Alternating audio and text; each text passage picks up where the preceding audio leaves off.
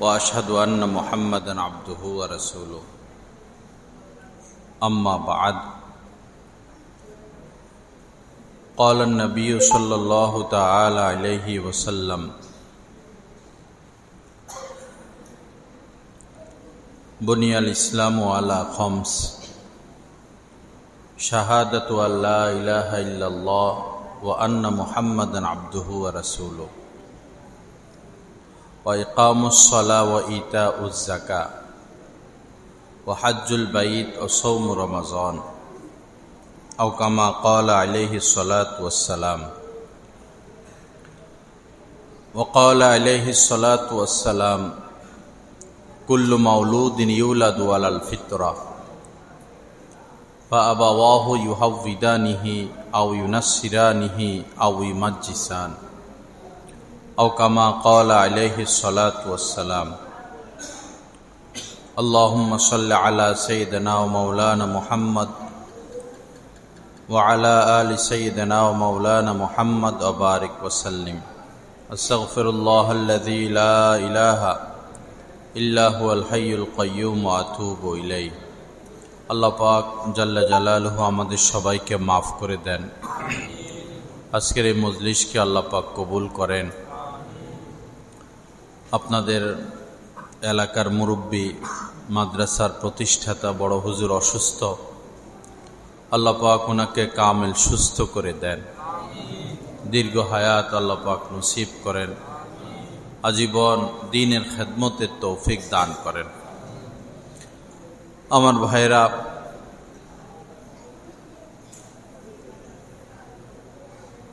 এমনভাবে চলা, জীবন কাটানো,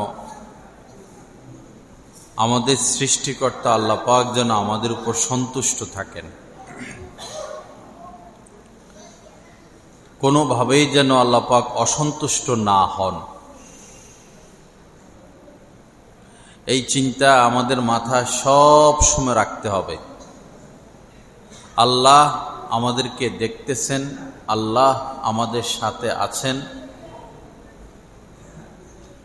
আমাদের অন্তরে কি আসে, আমরা কি চিন্তা ভাবনা করি সেটাও আল্লাহ পাক জানেন। অতএব আল্লাহকে অসন্তুষ্ট করা যাবে না। ইন্নাল্লাহা আলা কুল্লি শাইইন কদির। কোরআনে কারীমের মধ্যে মহান আল্লাহ বলেছেন, আল্লাহ পাক সর্ববিষয়ে সর্বশক্তিমান, সর্ববিষয়ে সর্বশক্তিমান। কুলিল্লাহুম্মা মালিকাল মুলক তুতিল মুলকা মান তাশা। আল্লাহ পাক নবীকে বলতেছেন, নবীজিকে বলতেছেন যে আপনি বলুন, তুতিল মুলকা মান তাশা, আপনি যাকে চান রাজত্ব দেন। ওয়া তানজিউল মুলকা মিম্মান তাশা, এবং যার থেকে চান রাজত্ব কেড়ে নেন। ধনী আল্লাহ পাক তাকে ফকির বানিয়ে দেন, আবার ফকির মুহূর্তের মধ্যে সে ধনী হয়ে যায়।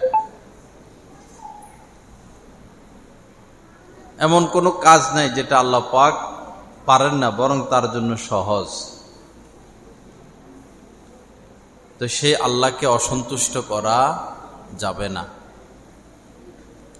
এই এলাকার যিনি চেয়ারম্যান বা এই এলাকার ওসি সাহেব, টিওনো, আপনার সাথে যদি তার সম্পর্ক খারাপ থাকে, মনোমালিন্য থাকে, আপনি শান্তিতে থাকতে পারবেন না। মিথ্যা মামলা, মার্ডার, এই সেই।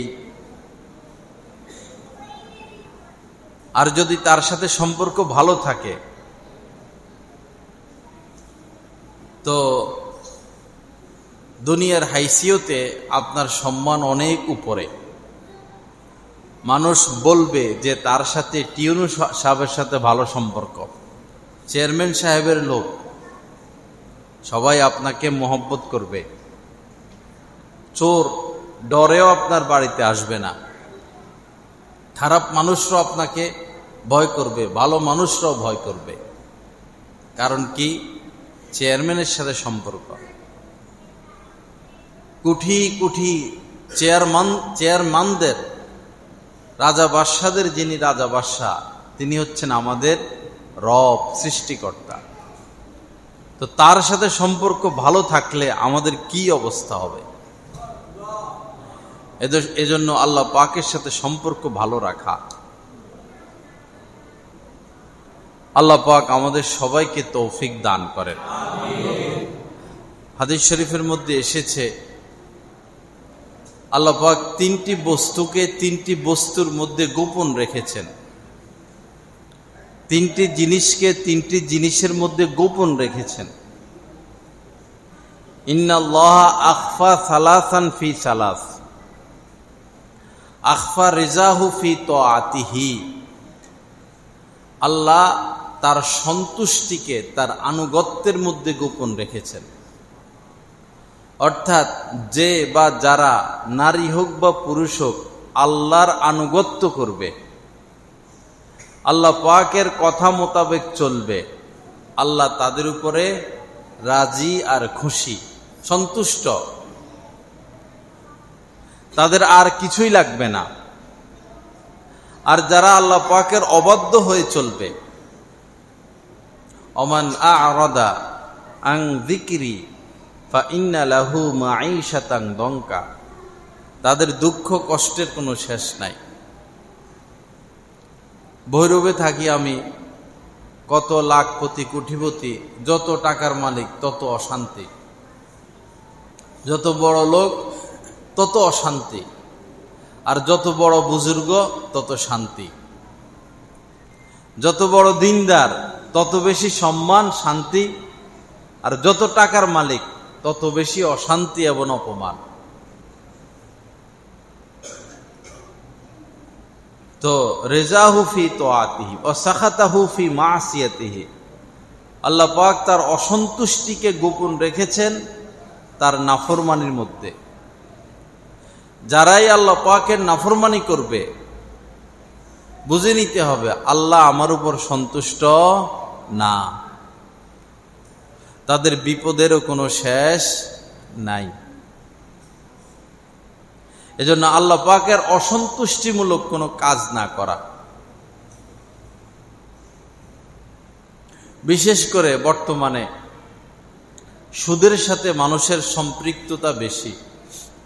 ধনীরা ব্যাংক থেকে সিসি নেয় 10 কোটি, 20 কোটি, 50 কোটি, আর মধ্যবিত্ত যারা বা গরিব, তারা গ্রাম পর্যায়ে যে এনজিও গুলো আছে সেখান থেকে সুদ নেয়। বাবা, হাজার পাপ, আর এই সুদের পাপ হাজার পাপের গলা কাটে। সুদ এতটা মারাত্মক।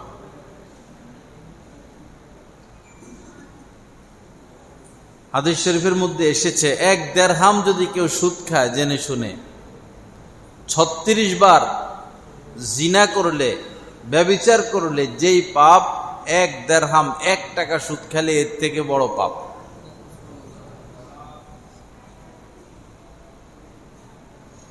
আর বেশিরভাগ মানুষই অভাবে নয়, স্বভাবের কারণে এই সুদের সাথে লিপ্ত হয়। আমরা তো এমনও দেখেছি, পুরুষেরা মহিলাদের উপরে নির্যাতন করে কিস্তি আনার জন্য। গ্রামীণীর থেকে আনছে, আইনা কোনো বরকত নাই, পরে আয়সার থেকে আনুক, ব্র্যাকের থেকে আনুক। এই বিপদে নিজেকে নিজে ঠেলে না দেই। সুদের পথে হেঁটে কেউ নাজাত পায় নাই, পাবে না। ইয়ামহাকুল্লাহুর রিবা ওয়া ইউরবিস সাদাকাত। যারাই সুদ খাবে, সুদের পথে হাঁটবে, বরকত নাই, আল্লাহ নিশ্চিহ্ন করে দিবেন, ছারখার করে দিবেন। আমাদের বয়সী অনেক বন্ধু বান্ধব যৌতুক নিয়ে বিয়ে করছে। কেউ 2 লাখ, কেউ 5 লাখ, কেউ 10 লাখ।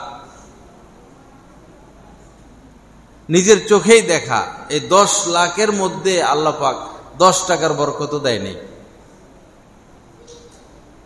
যেই পথে আনছে সেই পথে খরচ হয়ে গেছে,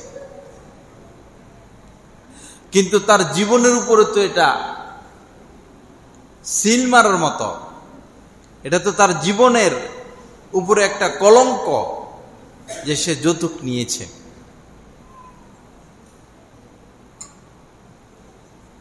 হারামের মধ্যে আল্লাহ পাক কোনো বরকত রাখে নাই।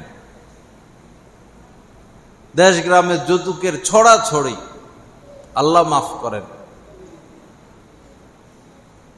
যে মেয়েটা শ্যামলা বা গরিবের মেয়ে বা কালো বেটে, যৌতুক ছাড়া কথা নাই।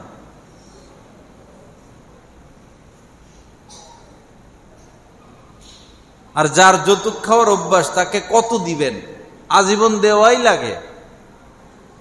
অবশেষে গর্বিটা বিক্রি করে দেওয়া লাগে। শাশুড়ির কানের ধুল টুল এগুলো একসময় সে নিয়ে যায়। আল্লাহ পাক এগুলো থেকে আমাদেরকে তওবা করার তৌফিক দান করেন। মেয়েদেরকে দিন শিখান। অবশ্যই আশপাশ কোথাও মহিলা মাদ্রাসা আছে, দিন শিখান, হাফেজা বানান, আলেমা বানান, তার কদরের অভাব হবে না। মেয়েরা পর্দা করে না, দিন শিখে না, কোরআন সুন্নাহ মোতাবেক চলে না, নামাজ পড়ে না, রোজা রাখে না, তো এই মেয়ে তো আপনার জন্য বোঝা, বিপদের কারণ। আজকে আসতে আমরা শুনছি কোথায়, পাবনায় একটা 7-8 বছর হবে না, 7-8 বছর একটা মেয়ে নানার বাড়িতে বেড়াইতে যাবে, তো নতুন জামা পরে বাড়ির আশপাশে ঘুরাঘুরি করতেছে। কয়েকটা ছেলে এই পিচ্ছি মেয়েটাকে ধরে নিয়ে দর্শন তো করলই, নির্যাতন তো করলই, মেরেও ফেলছে। কি কথা এগুলো! এরা তো নাস্তিক না, হিন্দুও না, এরা এই দেশের নাগরিক, মুসলমানের বাচ্চা। একটা নাবালিক মেয়ে, এতগুলো যুবক ছেলে যদি তাকে দর্শন করে, কি জামানায় আমরা বসবাস করতেছি।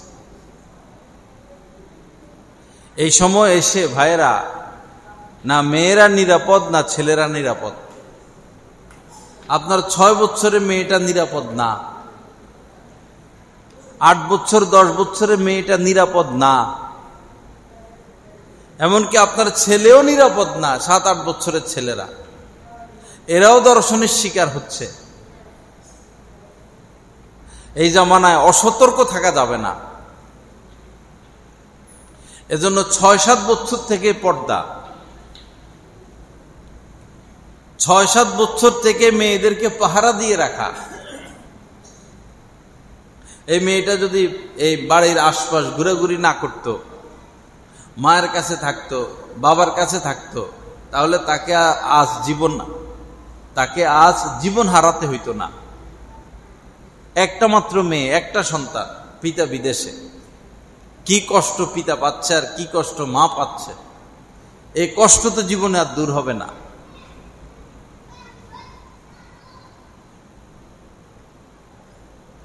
মেয়েদের ব্যাপারে বর্তমানে পূর্ণ সতর্কতা।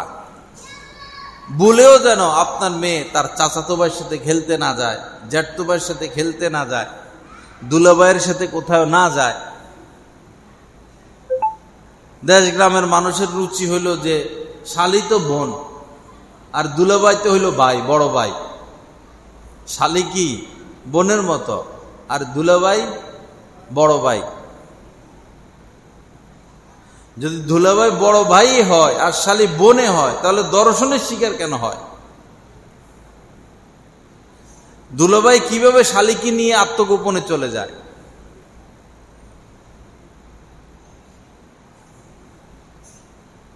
কোরআন হাদিস মোতাবেক না চললে শুধু একটাই বিপদের অপেক্ষায় থাকে। একটার পর একটা বিপদ আসবে, মুসিবত আসবে, এই বিপদ মুসিবত দুঃখ কষ্ট পোহাতে পোহাতে আমাদের জীবন শেষ হবে। আল্লাহ সহি বুঝ দান করেন। শুরুতে আমি হাদিস পড়েছিলাম, কুল্লু মাউলুদিন ইউলাদু আলাল ফিতরা, প্রত্যেক নবজাতক যে বাচ্চাটার মাত্র জন্ম হয়, দুনিয়াতে আসে, নবীজি বলেন তার জন্ম হয় ফিতরাতের উপরে। ফিতরাত মানে সঠিক মন মনন, স্বচ্ছ পরিচ্ছন্ন গুনাহমুক্ত পাপমুক্ত দুধের মতো সাদা এক জীবন নিয়ে বাচ্চারা দুনিয়াতে আসে। ফা আবাওয়াহু ইউহাউবিদানিহি আও ইউনাসসিরান, অতঃপর মা বাবা যদি ইহুদি হয় তো এই বাচ্চাটাও ইহুদি হয়ে যায়। মা বাবা তাকে ইহুদি বানিয়ে ফেলে। মা বাবা নাসারা হলে বাচ্চাটাও নাসারা খ্রিস্টান হয়ে যায়। এর দ্বারা বোঝা যায় আমার আপনার স্বভাব চরিত্র যেমন হবে, আমাদের সন্তানেরও স্বভাব চরিত্র তেমন হবে। আমার কাছে আশ্চর্য লাগে, যখন আমি ছোট ছিলাম তো মানুষের যে হাতের রগ, এই রগ এগুলো ধরতে আমার কাছে ভালো লাগতো, ফুলে ফুলা রগ। পরে এখন দেখতেছি আমার ছেলে মাত্র 5-5.5 বছর বয়স, হে আইসা আমার রগ এগুলো এমনি এমনি ধরে। আমি বললাম তুমি এমন করো কেন? আমার কাছে ভালো লাগে। এখন আমি দেখতেছি যে আমার যা যা অভ্যাস এগুলো আপনাতেই তার মধ্যে। বাবা, নিজের সন্তানকে জবাই না করি। আপনি যত গোপনে কোনো পাপের কাজে লিপ্ত থাকেন না কেন, পৃথিবীর কেউ না জানুক বা না জানুক, আপনার পাপের সাথে আপনার রক্তের সম্পর্ক। আপনার রক্ত থেকে আপনার সন্তান, আপনার সন্তান জীবনে শুনুক বা না শুনুক, ওই পাপে আপনার সন্তানও লিপ্ত হয়ে যাবে। আর আপনি যদি 70 হাত মাটির নিচে গিয়েও ইবাদত করেন, দুনিয়ার কেউ না জানে আপনি বুজুর্গ, আল্লাহ পাকের সাথে আপনার সম্পর্ক, কেউ জানে না আপনার ইবাদত সম্পর্কে, দেখবেন আপনার সন্তানও গোপনে গোপনে ইবাদত করতেছে, সেও বুজুর্গ। সন্তান মানুষ করা এখন সবচেয়ে বড় কঠিন কাজ। টাকা আছে হজ করে ফেলতে পারবেন, টাকা আছে বারবার উমরা করতে পারবেন, সময় আছে 1 চিল্লা 2 চিল্লা 3 চিল্লা দিতে পারবেন, কারো কাছে বায়াত হয়ে খেলাফত একটা না 10-20টা নিয়ে আসতে পারবেন। কিন্তু গুনাহ থেকে বেঁচে থাকা, বাচ্চাকে মানুষ করা বড় কঠিন।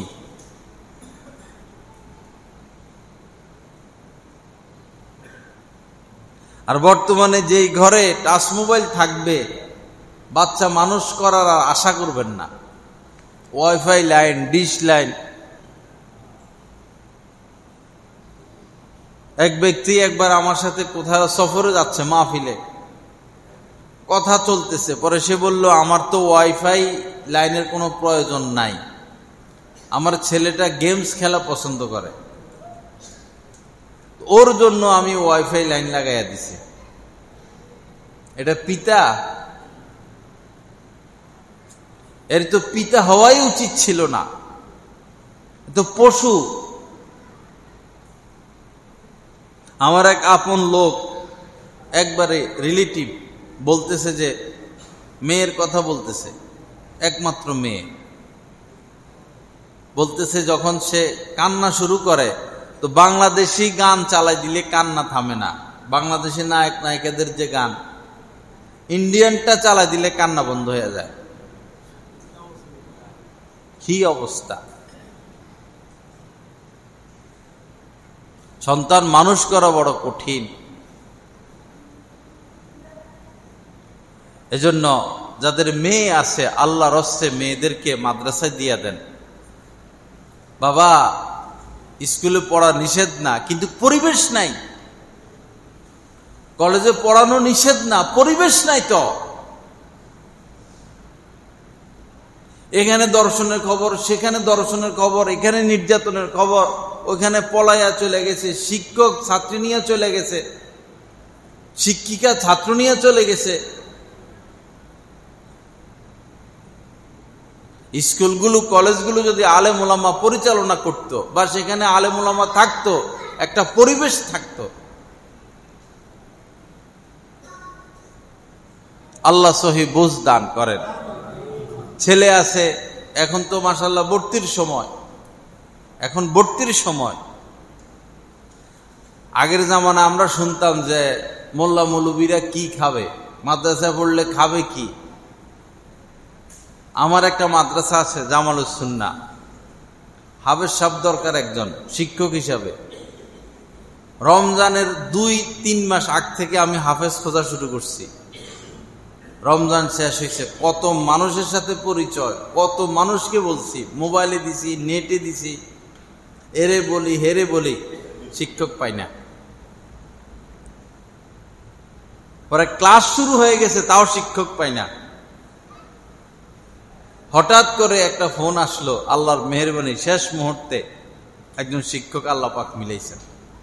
কত মানুষ বলে যে হযরত একজন হাফেজ সাহেব দেন, একজন খতিব সাহেব দেন, নুরানির একজন ওস্তাদ দেন। আপনারা বাংলাদেশের মধ্যে নেমে যান, হাজার হাজার BE pass, MA pass, masters pass পাবেন, বেকার আছে কিনা? রিক্সা চালায় BE পাস কইরা, গার্মেন্টসে চাকরি করে BE পাস কইরা, আর দাওরা পাস করে বেকার একজন দেখান। হাফেজ সাহেব বেকার একজন দেখান। নুরানি ট্রেনিং প্রাপ্ত একজন দেখান যে বেকার এবং কষ্টে আছে দেখান। আল্লাহ পাক আলেম ওলামাদেরকে মিডল পর্যায়ে রাখছেন। রুচি দেখেন না, হযরতের রুচি দেখেন। এখানে এসে ঢুকলে মনে হয় না এটা গ্রাম। শহরের রুচি ফেল। বিছানা চাদরগুলো আমি তাকায় তাকায় দেখি যে কোন দোকান থেকে জানি এগুলা চয়েস করে আনছে। আমরা তো এগুলো খুঁজে পাই না। খাবার দাবার, বাথরুম, চলাফেরা সবকিছু। দুনিয়াদাররা টাকা কামানো শিখছে, রুচি শিখে নাই, দুনিয়া ব্যবহার শিখে নাই। আল্লাহওয়ালারা দুনিয়ার স্বাদও পায়, আখেরাতের স্বাদও পায়। আল্লাহওয়ালারা দুনিয়ার স্বাদও পায়, আখেরাতের স্বাদও পায়। আল্লাহ রস্তে বাচ্চাগুলারে মাদ্রাসায় পড়ান, বাবা কামিয়াব হয়ে যাবেন। কে ওয়াহাবি, কে সুন্নি, কে মসজিদে যায়, কে মাজারে যায়, কে আটরশি, কে মাইজভান্ডারি, কে আহলে হাদিস, কে শিয়া, কে তবলিগ, কে জামাত ইসলাম, কে আলিয়া, কে কওমি, সেটা দেখার বিষয় না। আপনার বাচ্চাটার আপনি হাফেজ বানান না। দলাদলি মাথার থেকে বাদ দেয় আল্লাহর রাস্তে। মান করাল কোরআনা ওয়া আমিলা বিমা ফিহি, নবীজি বলেছেন যে কোরআন শিখবে এবং কোরআন অনুযায়ী আমল করবে, উলবিসা ওয়ালিদাহু তাজান ইয়াউমাল কিয়ামা যাউহু আহসানু মিন যাউইশ শামসি। আপনি যদি আপনার বাচ্চাটাকে কোরআন শিখান, সে কোরআন অনুযায়ী আমল করে, কিয়ামতের ময়দানে আপনার মাথায়, আপনার স্ত্রীর মাথায় এমন মুকুট আল্লাহ পাক, এমন মুকুট পরিধান করানো হবে যার আলো সূর্যের আলোর চেয়েও বেশি হবে। কিয়ামতের দিন রাজা বাদশারা, MP মন্ত্রীরা, কোটিপতিরা হাত কামড়াবে, আর হাফেজ আলেমদের মা বাবার দিকে তাকায় তাকাইয়া আফসোস করতে থাকবে, হায় এই টাকা পয়সা না কামাইয়া যদি সন্তানকে হাফেজ আলেম বানাইতাম, আজ আমার মাথাও সেই কি নূরের মুকুট থাকতো। কিয়ামতের ময়দানে কোটি কোটি মানুষের নজর ওই ব্যক্তিদের দিকে থাকবে যাদের মাথায় কি থাকবে, নূরের মুকুট থাকবে। সূর্যের আলোর চেয়ে বেশি আলো। এক সূর্যকে পৃথিবীর কোটি কোটি মানুষ একসাথে দেখে। তো যে মুকুট পরিধান করানো হবে, সেই মুকুটের আলো তো সূর্যের আলোর চেয়ে বেশি। সবার দৃষ্টি আপনার থেকে থাকবে, এর থেকে বড় বাদশাহী আর কি। আমরা তো মরে গেলেও আমাদেরকে যদি বত্তাও বানায় যে বাচ্চাদেরকে ভিন্ন লাইনে পড়াও, মরে গেলে মরে যাব, কওমি মাদ্রাসা ছাড়া অন্য লাইনে আমরা আমাদের সন্তানদেরকে পড়াবো না। এবং মরার আগে ইনশাআল্লাহ ওসিয়তনামা লিখে যাব, আমার বংশের সিলসিলা কিয়ামত পর্যন্ত সবাই যেন কওমি মাদ্রাসায় পড়াশোনা করে, দারুল উলুম দেওবন্দের আকীদা বিশ্বাসী হয়।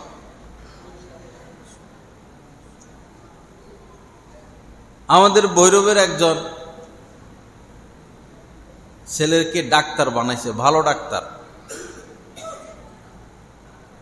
ডাক্তার বানাইতে গিয়ে বেচারা লোন নিছে, ঋণ নিছে, জমি বিক্রি করছে, স্ত্রীর স্বর্ণগয়না সব বিক্রি করছে, গড় বিটা ছাড়া সব শেষ, অনেক খরচ ডাক্তার বানানো। ছেলে ডাক্তার হয়েছে, ডাক্তার মেয়ে বিয়ে করছে, ঢাকা শহর ফ্ল্যাটে থাকে আর চিকিৎসা করে। পিতাকে মাসে 10,000 টাকা করে দেয়, দেশে আসে না, বউ নিয়ে শহরেই থাকে। তো বাবা একদিন পুরান কাপড় চোপড় পরে গেছে ছেলের বাসায়। তো বাবাকে এরকম দেখলে সন্তানেরা কি পায় না, ভালো পায় না, পরিচয় দিতে চায় না, বন্ধু বান্ধবের কাছে পরিচয় দিতে চায় না। এ ভয় কাঁপতে কাঁপতে যায়, বলছে বাবা রে, তোরে ডাক্তার বানাইতে গিয়ে সব শেষ, তোর মার স্বর্ণ শেষ, আমার জমি জমা শেষ, টাকা পয়সা শেষ, আমি অনেক টাকা ঋণী, আমার ঘর ভাঙা মানুষ নিয়ে যাবে, ঋণগুলো তুই পরিশোধ করে দে। ছেলে বলতেছে মাসে মাসে যে 10,000 টাকা দিই সেটাও বন্ধ করে দিব, মাসে মাসে যেটা দেই সেটাও বন্ধ করে দিব। যদি এই বাচ্চার মধ্যে দিনের বুঝ থাকতো, আলেম ওলামা সোহবতে উঠা বসা করত, প্রাথমিক শিক্ষাটা মাদ্রাসা থেকে নিত, কোনদিন মা বাবার সাথে নাফরমানি করত না। কোরআন শিক্ষা ফরজ।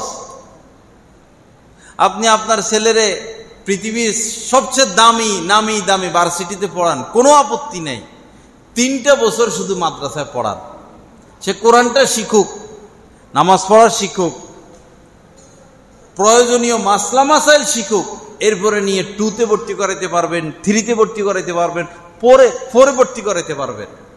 নতুন করে তাকে হাতের লেখা শিখাইতে হবে না, নতুন করে তাকে বাংলা শিখানো লাগবে না, নতুন করে তাকে ইংরেজি শিখানো লাগবে না, বরং স্কুলের ছাত্রদের চেয়ে আপনার এই বাচ্চা পড়ালেখায় ফাস্ট থাকবে। ফায়দা কি? সে কোনোদিন নাস্তিক হবে না, আপনার সাথে নাফরমানি করবে না। এত সুন্দর মাদ্রাসা, পুরা নিকলিতে যতগুলো মাদ্রাসা, এত বড় জায়গা নিয়ে মনে আর মাদ্রাসা নাই। প্রায় মাদ্রাসায় তো আমার সফর হয়, এবং এখানের উস্তাদরাও মাশাআল্লাহ ভালো। এই ভুলটা আল্লাহর হস্তে কেউ করবেন না। খায়রুকুম মান তাআল্লামাল কুরআনা ওয়া আল্লামা। নবীজি বলেছেন, আমরা তো মনে করি আমাদের সমাজে ডাক্তার তার দাম বেশি, সচিব সে সবচেয়ে সম্মানিত, মন্ত্রী সে আরো বড় সম্মানিত, ইঞ্জিনিয়ার সে আরো বড় সম্মানিত। আল্লাহ আল্লাহর নজরে কে সম্মানিত, কে বড়? নবীজি বলেন, তোমাদের মধ্যে যারা কোরআন শিখে এবং শিক্ষা দেয়, খায়রুকুম, তারাই তোমাদের মধ্যে শ্রেষ্ঠ। যারা কোরআন শিখে এবং কোরআন শিক্ষা দেয়। আল্লাহ পাক আমাদের সন্তানদেরকে দ্বীন শিখানোর তৌফিক দান করেন। আল্লাহ পাক আমাদের ছেলেদেরকে, মেয়েদেরকে, সবাইকে মাদ্রাসায় পড়ানোর তৌফিক দান করেন। পাশাপাশি বাবা, যাদের ঘরে বড় মেয়ে আছে, যাদের স্ত্রী আছে, তাদেরকে পর্দা করান ভাই, কোনো উপায় নাই। মেয়েদের কোনো নিরাপত্তা নাই।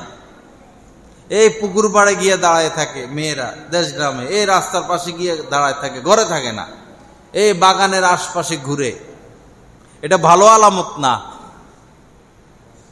আপনার মেয়ে, উপযুক্ত মেয়ে ঘরে থাকে না, এদিকে চলে যায়, সেদিকে চলে যায়, সেখানে যায় দাঁড়ায় থাকে, ওখানে যায় দাঁড়ায় থাকে, মোবাইলে কথা বলতে চায়, এটা ভালো আলামত না।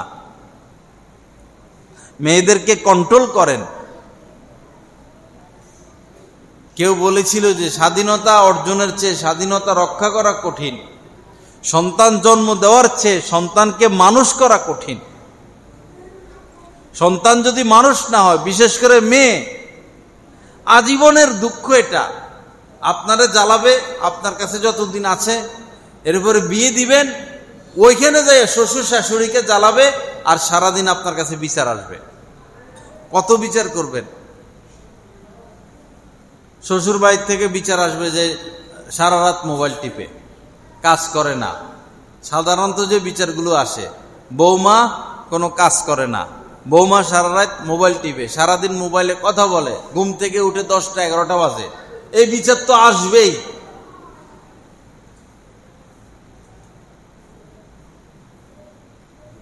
তখন কি সমাধান করবেন? আপনি বললেই কি সে ভালো হয়ে যাবে? আগ থেকেই তো তার স্বভাব খারাপ। আল্লাহ পাক আমাদেরকে সহি বুঝ দান করেন, আল্লাহ পাক আমাদেরকে মাফ করে দেন। যাই হোক ভাইরা, শুরু থেকে বলছিলাম আল্লাহকে রাজি রাখা, খুশি রাখা।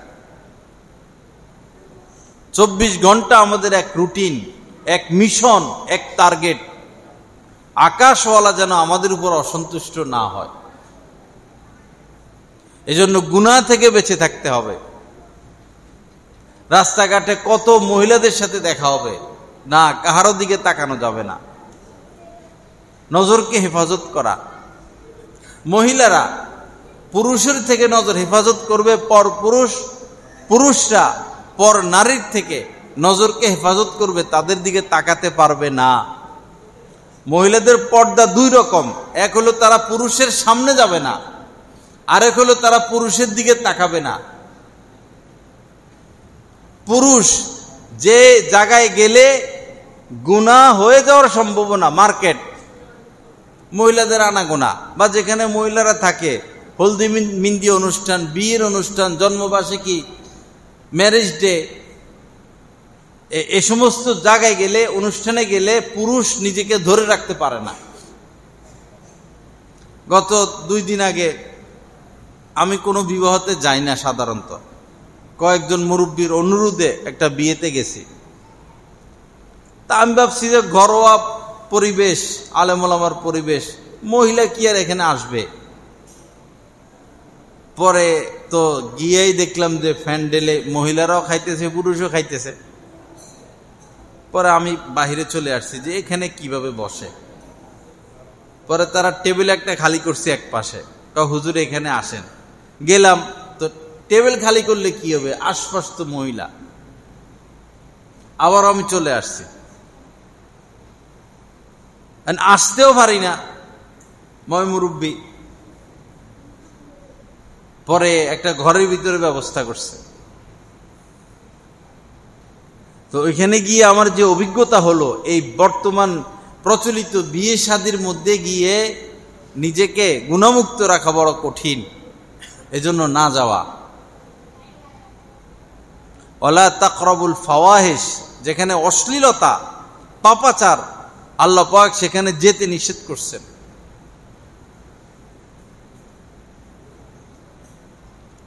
নিজেদের স্ত্রীকে পর্দায় রাখি, মেয়েদেরকে পর্দায় রাখি, নিজেরাও পর্দা করি। আল্লাহ পাক অনেক বেশি অসন্তুষ্ট হয়ে যান নজর খারাপ করলে। আপনি নামাজ পড়তে পড়তে কপালে কালো দাগ ফালাইয়া দিতে পারবেন, এটা কোনো কঠিন বিষয় না। আগে আমরা মনে করতাম যে কপালে কালো দাগ পড়া মানে অনেক বড় বুজুর্গি। পরে আমাদের অনেককে দেখতাম সেজদে যাইয়া ঘষাঘষি করে, কারণ কপালে কালো দাগ পড়লে আল্লাহ কপালে কালো দাগ পড়ে গেছে। মহিলা টইলা বাপরে কত বড় বুজুর্গ, কপালে কি পড়ে গেছে। তো কপালে কালো দাগ পড়ছে, কিন্তু একটা মহিলার থেকেও নজর বাঁচায় না, তো এই তো শয়তান। গীবত থেকে বাঁচে না। কপালে কালো দাগ পড়লে এর জন্য আল্লাহর কাছে কোনো পুরস্কার নাই। পুরস্কার হলো গুনাহ থেকে বেঁচে থাকার মাধ্যমে। হাজার কপালের দাগ আপনাকে নাজাত দিবে না। নাজাত পেতে হলে ফরজ ঠিক রাখতে হবে, ওয়াজিব ঠিক রাখতে হবে, এবং গুনাহ থেকে বেঁচে থাকতে হবে।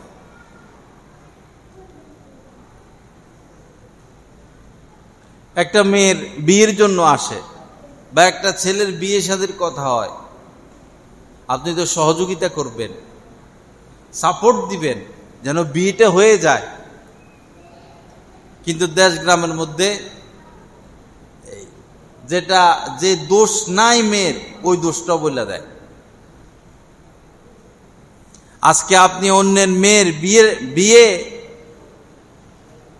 বিয়ে বাধা হয়ে দাঁড়িয়েছেন। আপনার কি মেয়ে নাই? আপনার কি বোন নাই? আপনার কি নাতিন হবে না? আরেকজন দাঁড়াইয়া যাবে। আর আপনি সহযোগী হবেন, সহযোগিতা পাবেন। ক্রিমিনালি কাজ না করা, ক্রিমিনালি কাজ না করা। যারা কপট, এর কথা ওর কাছে, ওর কথা এর কাছে গ্যাঞ্জাম লাগিয়ে দেয়, এরা জান্নাতে প্রবেশ করবে না। আল্লাহ পাক আমাদেরকে সহি বুঝ দান করেন। তো সব সময় এক মিশন, এক চেষ্টা যে আমরা আল্লাহকে অসন্তুষ্ট করব না। বড় এক পাপের সাথে আমরা সবাই জড়িত, বেশিরভাগ মানুষ জড়িত, সেটা হলো গীবত। সেটা হচ্ছে গীবত। মহামারী যে শুরু হয়, মহামারী শুরু হলে সব শেষ হয়ে যায়। আগের জামানায় মহামারী শুরু হলে পুরা এলাকার মানুষ ধ্বংস হয়ে যেত, মারা যেত। গীবত হচ্ছে মহামারীর মতো বর্তমানে। দোকানে যান গীবত, বাজারে যান গীবত, ঘরে ঘরে গীবত, অফিসে অফিসে গীবত, হাত্তাকে মাদ্রাসার মধ্যে গীবত, মসজিদের মধ্যে গীবত, ওয়াজ মাহফিলের মধ্যে গীবত। গীবত মানে কি? যে লোকটা এখানে উপস্থিত নাই তার বদনামি করা। দনোজন চিনেন জানেন ওই লোকটাকে, এখন তার পিছনে, তার অনুপস্থিতিতে তার বদনাম করাকে কি বলে? গীবত বলে। বিশেষ করে মহিলারা যদি 2 জন এক হইতে পারে, 3 জন এক হইতে পারে, একজন পুরুষ 1 মাসে যত গীবত করে 1 ঘন্টা হেরে এগুলো করে শেষ করে ফেলা। গীবত ছাড়া আর কিছু নাই। এটা হেরে নিজের একটা BBC Bangla, CNN, voice of America, রেডিওর ভিতরে এত খবর নাই, বাংলাদেশ পত্রিকার মধ্যে এত খবর নাই, এক একজন মহিলার কাছে যত খবর আছে। এ হাইটে হাইটে শুধু খবর আদান প্রদান করে। সাহাবারা এসে খবর দিচ্ছেন, ইয়া রাসূলুল্লাহ, অমুক মহিলা রোজা রেখে মরণাপন্ন, মারাই যাবে, এরকম অবস্থা। তো নবীজি বললেন যে ওই মহিলাকে নিয়ে আসো। মহিলাকে আনা হলো। নবীজি বললেন বমি করো। মহিলা বমি করলো। দেখা গেল যে তাজা রক্ত এবং গোশত বাইর হয়েছে পেট থেকে।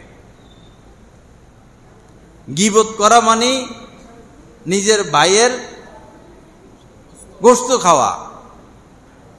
ওয়ালা ইয়াগতাব বা'দুকুম বা'দা আইয়ুহিব্বু আহাদুকুম আন ইয়াকুলা লাহমা আখিহি মাইতা ফাকারিহতুমু। আল্লাহ পাক বলেন, একজন আরেকজনের গীবত করো না। তুমি কি এটা পছন্দ করো তোমার ভাইয়ের গোশত খাবে, মাংস খাবে? এটা তো অপছন্দ করো। তো গীবত করা মানে মরা ভাইয়ের গোশত খাওয়া। তো নবীজি বললেন যে বমি করো। বমি করলো, পেটের থেকে রক্ত আর তাজা মাংস বাইর হইল, গোশত বাইর হইল। পরে নবীজি বললেন যে মহিলা রোজা তো রাখছে কিন্তু গীবত করছে, এ কারণে মহিলা এরকম মরণাপন্ন হলো, ক্লান্ত হয়ে গেল। এই গীবতের অভ্যাস ছাড়তে হবে। আল্লাহ আমাদেরকে তৌফিক দান করেন। আল্লাহ পাক আমাদেরকে গুনাহমুক্ত জিন্দেগি নসিব করেন। তো কয়টা কথা হলো? সুদ ছাড়তে হবে, হালাল খেতে হবে। সিদ্দিকে আকবর রাদিয়াল্লাহু তাআলা আনহু পুরা হারাম না, সন্দেহযুক্ত খাবার খেয়েছেন। ক্ষুধা ছিল, সবসময় তিনি তাহকিক করে খাইতেন, ক্ষুধার কারণে খেয়ে ফেলছেন। পরে গোলাম বলল, হযরত সবসময় তো জিজ্ঞাসা করেন কি খাবার কোথা থেকে আনছি, আজকে খেয়ে ফেললেন।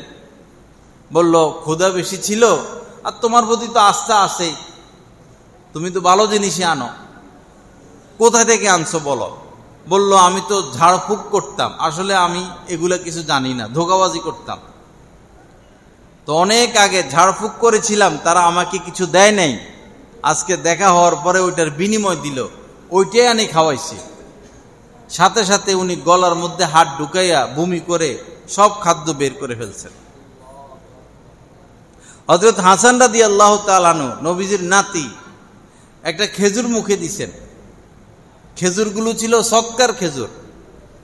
নবীর জন্য, নবী পরিবারদের জন্য সদকা নিষেধ, সদাকা। সাথে সাথে নবীজি বললেন, হাসান ছি ছি, ফেলে দাও ফেলে দাও, আমাদের জন্য সদাকা নিষেধ।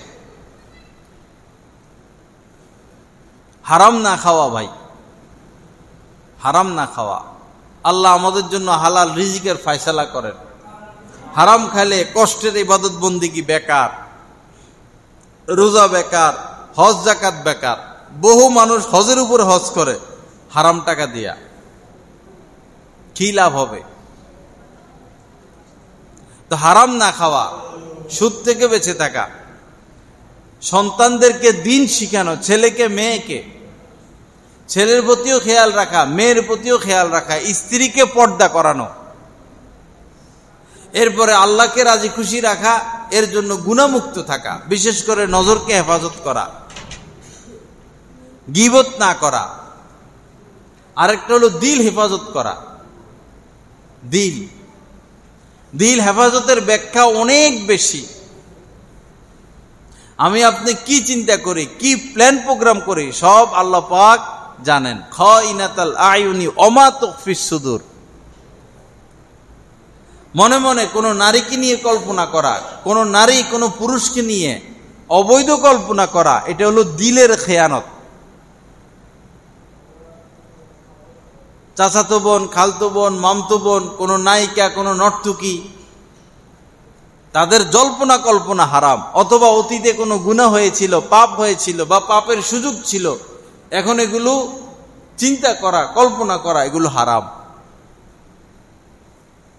দিল হেফাজত এটা বড় কঠিন বিষয়। কাহার প্রতি হিংসা রাখা যাবে না, দিল পরিষ্কার রাখতে হবে। ওয়ালা তাহাসাদু ওয়ালা তাবাগাজু, কাহার প্রতি দুশমনি রাখা যাবে না। অমুক বিল্ডিং এর মালিক হয়ে গেল, জায়গার মালিক হয়ে গেল, লাখপতি হয়ে গেল, অমুকের ধান খেতে কত ধান, অমুকের কলা বাগানে কত কলা, অমুকের মাছ চাষ করে, মাছ আর মাছ ধ্বংস হয়ে যাক, মরে যাক, ঠাডা পড়ুক, আগুন লাগুক, না, কাহারও ক্ষতি কামনা করা যাবে না, কাহারও প্রতি দুশমনি রাখা যাবে না। হিতাকাঙ্ক্ষী হওয়া, আর দিন ওয়ান নসিহা, এক মুসলমান আরেক মুসলমানের প্রতি আন্তরিক হওয়ার নাম দিন। আন্তরিক হওয়া, হোক সে বিএনপি, হোক সে আওয়ামী লীগ, হোক সে জামাতে ইসলাম, হোক সে তাবলীগ, হোক সে আলিয়া, মুসলমান তো আপনি এক ভাই আরেক ভাইয়ের প্রতি আন্তরিক হবেন। ক্ষতি কামনা করার অনুমতি নাই। বিশেষ করে আমাদের দেশে যে দল ক্ষমতা আসে, বিরোধী দলের 12টা বাজায় ছাড়ে, দোষ না থাকলেও জেলে ঢুকাইয়া ছাড়ে। এগুলো প্রতিহিংসা, প্রতিহিংসা, এগুলো ঠিক না। ওয়ালা তাদাবারু ওয়ালা তাবাগাজু ওয়ালা তাহাসাদু, কাহারও প্রতি হিংসা না রাখা। ওয়ালা তাদাবারু, কাহারও পিছনে লেগে না থাকা। কি করে রে, কই যায় রে, অমুকের বউ কি করে, অমুকের ছেলে কি করে, অমুকের মেয়ে কি করে, আর হাইটে হাইটে হাইটে হাইটে এগুলো বলা বলি না, এটা মানুষের কাজ না, এটা কোনো মানুষের কাজ না। ওই লোক মানুষ না যারা এগুলো করে। কারো দোষ দেখবেন গোপন করে ফেলবেন। বেড়াল পায়খানা করে লুকিয়ে ফেলে, বেড়াল পায়খানা করে লুকিয়ে ফেলে, কারণ এটা নাপাক একটা কথা, নাপাক কথা, কারো গোপন বিষয়, এটা প্রকাশ করা যাবে না, গোপন করে ফেলবেন। মান সাতারা আলা মুসলিমিন সাতারাল্লাহু ফিদ দুনিয়া ওয়াল আখিরা, যে মুসলমান অন্য মুসলমানের দোষ দুনিয়াতে গোপন রাখবে, আল্লাহ দুনিয়া এবং আখিরাতে তার দোষ গোপন রাখবেন, বলতে পারবেন না। কাউকে একদম কোনো খারাপ কাজে দেখছেন, তাও সেটা গোপন রাখবেন। আল্লাহ আমাদেরকে তৌফিক দান করেন। ওলা তাহাসাদু ওলা তাদাবারু, কারো পিছনে লেগে না থাকা। ওলা তাকাতাউ, কারো সাথে সম্পর্ক নষ্ট না করা। 3 দিনের বেশি যদি কথা বন্ধ রাখেন, গুনাহে কবিরা হবে। ভাই হোক, বাবা হোক, মা হোক, চাচা হোক, প্রতিবেশী হোক, দেশবাসী হোক, এক মুসলমান আরেক মুসলমানের সাথে 3 দিনের বেশি কথা বন্ধ রাখতে পারবে না, এরপরে কবিরা গুনাহ লেখা হবে। সামান্য সামান্য ব্যাপারে আপন ভাই কথা বলে না, আপন বোন কথা বলে না, দীর্ঘদিন বন্ধু বান্ধব ছিল, সামান্য কিছু হয়েছে, এখন সম্পর্ক নাই, কথা বলে না, না, সালাম কালাম অব্যাহত রাখতে হবে। আমরা দুশ্মনী করতে আসি নাই, একজন আরেকজনের ক্ষতি করতে আসে নাই, একজন আরেকজনকে জেলখানায় ঢুকাইতে আসি নাই, একজন আরেকজনের পিছনে লেগে থাকার জন্য আমরা আসি নাই। আমরা এসেছি আল্লাহকে সন্তুষ্ট করার জন্য, জান্নাত কামাই করার জন্য, আল্লাহর ইবাদতের জন্য আসছি। এগুলোর সময় কই? এগুলোর তো সময় নেই আমাদের হাতে। আল্লাহ পাক আমাদের সবাইকে তৌফিক দান করেন। ওয়ালা তাকাতাউ, কারোর সাথে সম্পর্ক নষ্ট করা যাবে না। খালার সাথে যোগাযোগ রাখা, ফুফু আছে, এরপরে বোন, মামা, চাচা, নিজের মেয়ে, এরপর নিজের ভাই, নানি, দাদি, শ্বশুর, শাশুড়ি, এই যারা রিলেটিভ, অন্তত তাদের সাথে যোগাযোগ রাখা, মাঝে মধ্যে ফোন হইলো দেওয়া। আগের জামানা হাইটে হাইটে যেয়ে দেখা করতো, এরপরে চিঠিপত্রের জামানা আসছে। আমরা ছোটকালে হাইটে যেতাম কয়েক কিলোমিটার আমার ফুফুকে দেখার জন্য, মনে আছে। হাঁটতে হাঁটতে আরে চলে না, পা চলে না, জায়গায় জায়গায় যেয়ে বসতাম। এই সময় তো রাস্তা ছিল না, পরে রাস্তাঘাট হয়েছে, রিক্সা বাইর হয়েছে, নৌকা ছিল, এরপরে চিঠিপত্রের ব্যবস্থা হয়েছে। এখন তো একদম সোজা, নাম্বার টিপলেই পাওয়া যায়। কিন্তু এরপরেও আত্মীয়দের সাথে আমাদের সম্পর্ক নাই। আমি ওয়াজ করি, আমার কাছেও খারাপ লাগে, আমার মামা আছে, বহুদিন যোগাযোগ নাই, এটা ঠিক না। খালা আছে, ফুফু আছে। এই ঈদে আমি চেষ্টা করছি সবাই হাদিয়া পৌঁছানোর, যেন 21 একটা রাস্তা খোলে। 2 ফুফুর জন্য দামি শাড়ি কিনে হাদিয়া পাঠাইছি, এক খালার জন্য এই দামি শাড়ি কিনে হাদিয়া পাঠাইছি। যোগাযোগ রাখার চেষ্টা করছি এই কথার উপর আমলের জন্য। ওয়ালা তাকাতাউ, সম্পর্ক কেটে দিও না। আল্লাহ আমাদেরকে তৌফিক দান করেন। আপনার সাথে কেউ যোগাযোগ রাখুক বা না রাখুক, আপনার সাথে কেউ সম্পর্ক রাখুক বা না রাখুক, আপনি সম্পর্ক রাখবেন, কারণ আপনাকে তো জান্নাতে যেতে হবে, জাহান্নামের আগুন থেকে বাঁচতে হবে। মেয়েদের বিয়ে হয়ে গেলে, স্বামীর বাড়িতে এসে সুখ পাইয়া গেলে, টাকা পয়সা পাইয়া গেলে মা বাবাকে ভুলে যায়, আপন বোনকে ভুলে যায়, ভাইকে ভুলে যায়। না, এমন ঠিক না। মাঝে মধ্যে যোগাযোগ রাখবেন, দেখা সাক্ষাৎ করবেন। আল্লাহ পাক আমাদের সবার প্রতি মেহেরবানি করেন। আল্লাহ পাক গুনাহ থেকে বাঁচার তৌফিক দান করেন। মেয়েরা যদি হক নিয়ে যায়, বোন যদি হক নেয়, হক, মা বাবা মারা গেল, সম্পদ থেকে বোন যেটা পায় সেটা যদি নেয়, ভাইয়েরা আর তাদের সাথে যোগাযোগ রাখে না, এটা অন্যায়। আপনার বোন কোনো অপরাধ করে নাই, সে তার প্রাপ্য নিয়েছে, আপনার বোঝা হালকা করেছে, আপনি তার প্রতি এহসান করবেন। বলে কি হক নিয়ে গেছে আর কি না, হক নেওয়ার পরেও আপনি ভাই যোগাযোগ রাখবেন, দাওয়াত দিবেন, আপনি যাবেন, তাদেরকে এই বাড়িতে আনবেন। সম্পর্ক নষ্ট করা যাবে না। আল্লাহ পাক আমাদের সবাইকে আমল করার তৌফিক দান করেন। আমাদের বৈরবের এক লোক ঢাকা গেছে, পরে দেশে একজনের কাছে ফোন দিছে যে আমি এই বাসায় আসি, তো তোমার ভাই শুনছি ও ঢাকা গেছে, যাইয়া এক লোকের বাসায় উঠছে, গ্রামের, বেড়াইছে, পরে চলে যাবে। বলল চলে যাব, তোমার ভাইও তো এদিকে কোথায় থাকে, ওই ঠিকানাটা দাও, আমি গিয়ে দেখা করি। কয় আমার ভাই কোন বাসায় থাকে, কোন এলাকায় থাকে আমি জানি না। আপন ভাই, এত দূরত্ব, আপন ভাই কোথায় থাকে আরেক ভাই জানে না, এটা ঠিক না।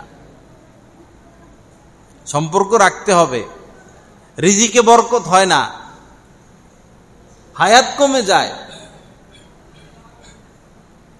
আত্মীয়দের সাথে সম্পর্ক না রাখলে হায়াত কমে যায়, রিজিকের বরকত উঠে যায়।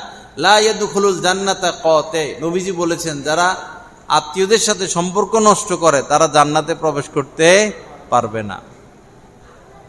আল্লাহ আমাদেরকে তৌফিক দান করেন, আল্লাহ পাক আমাদের প্রতি মেহেরবানি করেন। অনেক সময় দেখা যায় মা বাবা ছেলে মেয়ে অনেকগুলো, যে মেয়েটা ধনী, জামাতা আমেরিকা থাকে, ইতালি থাকে, হে মেয়ের সাথে যোগাযোগ, হে মেয়ের বাড়িতে যাবে, হে মেয়ের বাচ্চা নাতিনুতিরা আদর করবে। আর যে মেয়েটা গরিব, বিয়ে দিয়ে দিছি আর কি, দেখতে পারে না, যোগাযোগ করে না, সম্পর্ক রাখে না, তার বাচ্চাগুলোকে আদর করে না। আবার যে ছেলে টাকা দিতে পারে, ধনী, হে ছেলে ভালো, হে ছেলের বাচ্চা কাচ্চাও ভালো। আর যে ছেলেটা গরিব তারা দেখতে পারে না, তার বাচ্চাগুলোর কোলেও নেয় না, আদরও করে না। এটা অন্যায়। আমরা দেখতেছি সমাজে এগুলো হচ্ছে, এগুলো ঠিক না। আল্লাহর কাছে হিসাব দিতে হবে। সব আপনার নাতি, সব আপনার সন্তান। দিলের টান কারো দিকে বেশি থাকতে পারে, এটা ভিন্ন কথা, কিন্তু আপনার উপরে তো সবার সাথে ভালো ব্যবহার করা, দেখা সাক্ষাৎ রাখা, মোহব্বত রাখা, তাদের হক আদায় করা, এটা তো আপনার দায়িত্ব। আল্লাহ পাক সহিহ বুঝ দান করেন, আল্লাহ পাক আমাদের সবাইকে মাফ করে দেন। যাই হোক, লম্বা আলোচনা করলাম, আসতে আমার দেরি হয়ে গেছে। আসুন বাবা গুনাহমুক্ত হয়ে যাই, কথা শেষ আমার। গুনাহমুক্ত হই, স্ত্রীকে পর্দায় রাখি, মেয়েদেরকে পর্দায় রাখি, ঘরে তালিম চালু করে দেই, ঘরে তালিম চালু করি। রিয়াজুস সালিহিন হাদিসের কিতাব আছে, এটা তালিম করলেন 2-4 মিনিট। হযরত থানভী রহমাতুল্লাহ আলাইহির কিতাব আছে, তালিম করলেন। ফাজাইলে আমাল আছে, তালিম করলেন। অন্তত 5টা মিনিট তালিম করেন। তালিমুস সুন্নাহ আছে, আহকামে জিন্দেগি আছে। আর তালিম ভালো না লাগলে কোনো একজন হক্কানি আলেমের বয়ান, অডিও বয়ান, ভিডিও না, অডিও বয়ান, যে ওনার কথায় অনেক আসর, চলো আমরা 5টা মিনিট সবাই মিলে তার বয়ানটা শুনি, বেশি না 5 মিনিট। একজন হক্কানি আলেমের 5 মিনিটের বয়ানে বহুত ফায়দা। তালিম করতে না পারলে সবাই বসে 5টা মিনিট তার বয়ান শুনি, দস্তরখানা বিছিয়ে খানা খাই, মেসওয়াক ব্যবহার করি, এগুলোর মধ্যে অনেক বরকত। দস্তরখানা বিছিয়ে খাইলে কেমন যেন সুন্নতের নূর, টেবিল চেয়ারে বসে খাইলে মজা নাই, স্বাদ নাই। খাইয়ে দেখছি আমরা, টেবিল চেয়ারে বসলে তেমন মজা লাগে না, স্বাদ লাগে না। সুন্নত তরিকা পানি পান করব, সুন্নত তরিকা গোসল করব, সুন্নত তরিকা ঘুমাবো, সুন্নত তরিকা খানা খাবো, সুন্নত তরিকা লাশ দাফন করব। আমাদের ভৈরব রেল স্টেশনের এখানে বিশাল বড় কবরস্থান। পরে আমাদের জসিম আশরাফের আব্বা মারা গেছে, আমি সাথে গেছি, জানাজার পরে সাথে গেছি। পরে দেখলাম কবর যে খনন করছে সুন্নত তরিকা না, কবর খনন করে কবরের পশ্চিম দিকে একটু এমনি ঢাল করে দিছে। এটা তো সুন্নত তরিকা কবর হইল না। রোদের মধ্যে আমি বলছি যে ভিতরে আরেকটা গর্ত করেন, লাশের সাইজে সাইজে। কবর খনন করার পর ভিতরে আরেকটা গর্ত করাইছে, গর্ত করাইয়া পরে লাশকে ডান কাতে শোয়াইছে। একটা তো হলো কবরের গর্ত, কবরের ভিতরে আরেকটা গর্ত, কবরের সাইজে সাইজে ডান কাতে লাশ শোয়াইছে। সকল মানুষ দেখছে। পরে যারা কবর খনন করে বলল, হুজুর, বহু বছর আগে মাদ্রাসার বড় হুজুর মুফতি হাবিবুল্লাহ সাহেব মারা যাওয়ার পর উনার কবরটা আমরা এইভাবে খনন করছি, আর এত বছর পরে আজকে আবার এভাবে কবর খনন করছি। পরে আমি বলছি, এভাবে খনন করবেন, এটাই সুন্নত তরিকা। লাশকে ডান কাতে শোয়াইতে হবে, সিনা কেবলার দিকে, চেহারা কেবলার দিকে। লাশটা সুন্নত কি করে, চিৎ করে শোয়াইয়া চেহারাটাকে কেবলার দিকে ঘুরাইয়া দেয় না। এখানে সুন্নতে মুআক্কাদার খেলাফ হয়েছে। এভাবে লাশ রাখা যাবে না, লাশকে কেবলামুখী ডান কাতে শোয়াইতে হবে। এবং গোসল করানোর সময় পানির মধ্যে বড়ই পাতার পানি, বড় পাতা দেওয়া। শহরে তো নাই, বড় পাতা নাই, সাবান বাইর হইছে, সাবান দেন, অসুবিধা নাই, কিন্তু বড়ই পাতা দিতে হবে, এটা মুস্তাহাব। জন্মেও সুন্নত নাই, মৃত্যুতেও সুন্নত নাই, বিয়ে শাদীতেও সুন্নত নাই, বেচা কিনাও সুন্নত নাই, চলাফেরাও সুন্নত নাই, ওযু গোসল খাওয়া দাওয়া কিছুতেই সুন্নত নাই। আমরা কেমনে রাসূলের শাফাত লাভ করব? সব কাজ সুন্নত মোতাবেক করতে হবে, সব কাজ। আল্লাহ পাক জাল্লা জালালু আমাদেরকে মাফ করেন, কোরআন সুন্নাহ মোতাবেক চলার তৌফিক দান করেন, আমাদের মধ্যে সচেতনতা নসিব করেন। এই মাদ্রাসাকে আল্লাহ পাক কবুল করেন, মাদ্রাসার প্রতিষ্ঠাতাকে আল্লাহ পাক পূর্ণ সুস্থ করে দেন। এই এলাকার সকল নারী পুরুষ সকল মানুষকে আল্লাহ পাক কামেল পর্যায়ে হেদায়েত নসিব করে দেন। ওয়া আখিরু দাওয়ানা আলহামদুলিল্লাহি রাব্বিল আলামিন ওয়া সাল্লাল্লাহু আলা নবিয়িল কারীম।